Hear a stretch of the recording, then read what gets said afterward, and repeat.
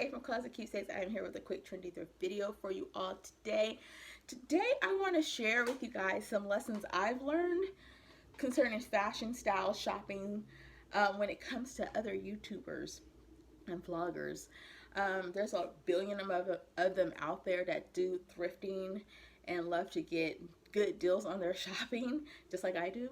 But they are doing things that I just never really thought of, in ways that I never even thought of. And it just seems so, not so simplistic, but not very complicated either. And I just wanted to share those tips with you guys so that on your next thrift shopping trip, you can implement some of these, or when you're trying to style and put things together for yourself or maybe for someone else, you can do this as well. So let's get started. Okay, so the first tip is wearing clothing and items in a non-traditional way.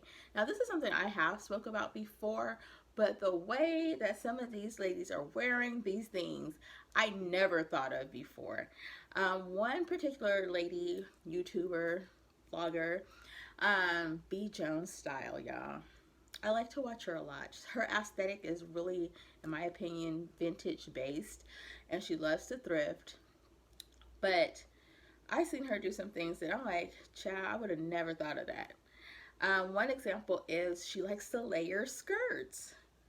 She is literally putting longer skirts under shorter skirts. So it might be a plaid skirt, plaid mini skirt with a long A-line maxi black skirt, and she's just layering them. I'm like, who does that? Can you do that? But I think it's an awesome idea. I would have never thought to do that. So she has really, in my opinion, mastered this technique and skill of wearing clothing in a non-traditional way. So check her out because she got some great ideas. You may not feel all her vibe or style, but she definitely has some good ideas when it comes to styling. Okay, number 2 is create a character in a storyline. Now, B. Jones does this as well, but I've seen other bloggers, YouTubers do this as well.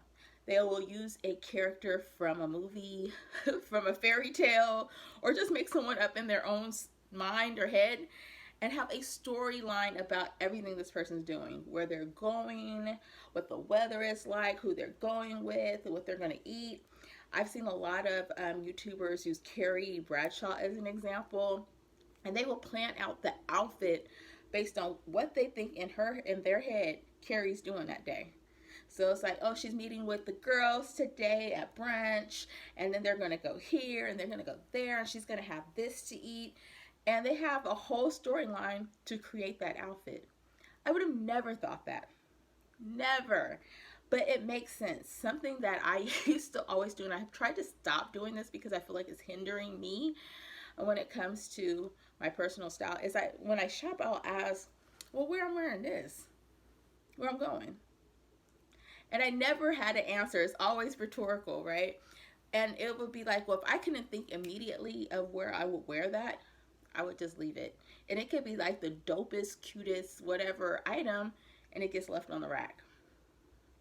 So creating a storyline is a way to become very creative and really maximize the items in your closet and utilize things that you might have never worn or thought about wearing in your closet before, even when you're shopping the same thing. So create your character in your storyline, girl. Okay, so number 3 is take note of all the elements of the garment you're deciding on purchasing. And this is something that I've also promoted, but really taking into consideration all these things as a whole. So the shape, the size, the texture, the color, the stitching, the color of the stitching, the shoulder pads, how it fits on your body. And then are these elements removable? Are they permanent? How can you adjust them if possible, like taking the shoulder pads out, or putting in bigger or smaller shoulder pads? Like these type of things you should really consider as a whole when you're looking at garments. Sometimes I will find something, find a shirt, really cute pattern, and be like, oh, but I don't like the buttons, and put it back. But I need to really look at the shirt as a whole and be like, do these buttons really complement the shirt? Like, Especially sometimes you have to try things on in order to understand if it's all complementary.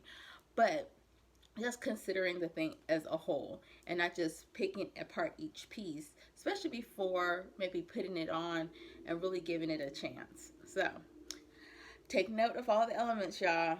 Okay, so the next is create the total look. And this kind of goes hand in hand with the character storyline tip, but really think about the whole look before you purchase that item. I have advised before, like, think about what you could pair this particular garment with, but how can you put together the whole look in the store in your head, right? I'm going to wear this with, I'm going to have accessories that do this. I'm going to put on these earrings, these bracelets, this necklace, this hat. I'm going to wear my hair like this. I'm going to wear these shoes. Like, don't just think about what you're going to pair it with, but think about the whole outfit and your entire look in the store. And see if you could come up with multiple looks. Now, I know this is going to take you some time, or could take some time, but one thing I do, especially in thrift stores, is I throw everything in my basket that I'm considering, then I go to a corner and weed things out. So this is the time that I would start creating my overall look, my storylines, and deciding if these things are really going to work for me in my closet. So create, think about, envision the total look on you before purchasing the item. Okay, so the next tip, you guys, don't be afraid to mix and match eras, seasons, styles, y'all. A lot of things have a lot of clothing items have stereotypes attached to them. You got to break free of those things. It's okay to mix the 70s with the 90s. It's okay to mix athletic wear with formal wear. Like, those type of things really spark your juices and creativity. So don't be afraid to mix and match eras. One example we have seen a lot of, as you might see somebody with a hoodie on, a hoodie sweatshirt, and they put on a tulle skirt with it. So it's no longer just like feels like athletic or sporty. It feels kind of girly. It feels kind of feminine. It feels interesting. The texture and the dynamic of the whole look has changed with that combination. So don't be afraid to mix and match eras, seasons, styles, and put them all together in a way that suits you. Okay, so the next thing that I see a lot of YouTubers, vloggers, thrifters do is they check the tags. I don't do this as much. If I see the tag, it is what it is, but I don't usually look through the clothing to see the tag. And they do this for different reasons.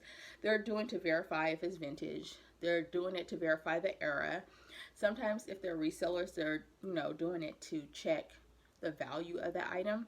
But also, they might be looking to compare it to styles that are current if they're looking for a particular style or trend. Also, they might do it to create a look and style. So sometimes if it's a designer item or a store that has an item that has a store attached to it online, you might be able to find that item, and you can find the item styled up, especially if it's in a retail store, sometimes with items in thrift stores as well. But you could get some style ideas based on what the designer put out to the public for that item. So I've seen a lot of people check the tags for the quality, but also for style ideas. Okay, the next thing that I learned that I don't do, I really have done in the whole time that I've thrifted, and that's been a very long time, is shop the men's section. I see a lot of women, thrifters, bloggers, YouTubers, shop the men's section. And I struggle with that, y'all, because I just know a man's body is not shaped like my body. And I don't have time to be trying to figure out if I could fit this. But they're finding some cute things in the men's section, y'all. So if this is not you, I can relate to that. But maybe we need to venture out. Like, there's some cute things in the men's section, apparently. So they are shopping and finding all kinds of pants, jackets, blazers, shirts. And so I'm going to have to figure that out, because I'm really concerned about the fit of these items and how they're going to look on my body. But maybe I need to start with a thrift store that actually allows try-ons right now, so I could start seeing how it's going to work for me. So we're going to have to just take the basket on a little stroll in the men's section. Okay, and the last thing is something I feel like I do to a degree. Like, I really enjoy thrifting and shopping, you guys. But these ladies are having so much fun. Like, the excitement level is next level. Like, and I think it's all these elements that is bringing the fun in for them. Like, they're going on adventures. They are just enjoying it themselves. They got the characters in their head. Like, it's all kind of stuff going on, but they're having fun. It's not burdensome. It's not stressful. If they don't find anything, they just don't find anything, but they're enjoying their experience. So I would encourage you all to make fun of your thrift trips, y'all. Have fun. Enjoy the time and space that you have for that shopping day. So thank you for watching. These tips are things that I'm going to start using and implementing as I'm on my journey for my creating my personal style, creating my closet. I hope that they were helpful to you in some way. Please check out Closet.Keepsakes.org. Make sure to like, subscribe, thumbs up, share with a friend this video, and I will see you guys in the next Trendy Thrift video. All right, y'all. Bye.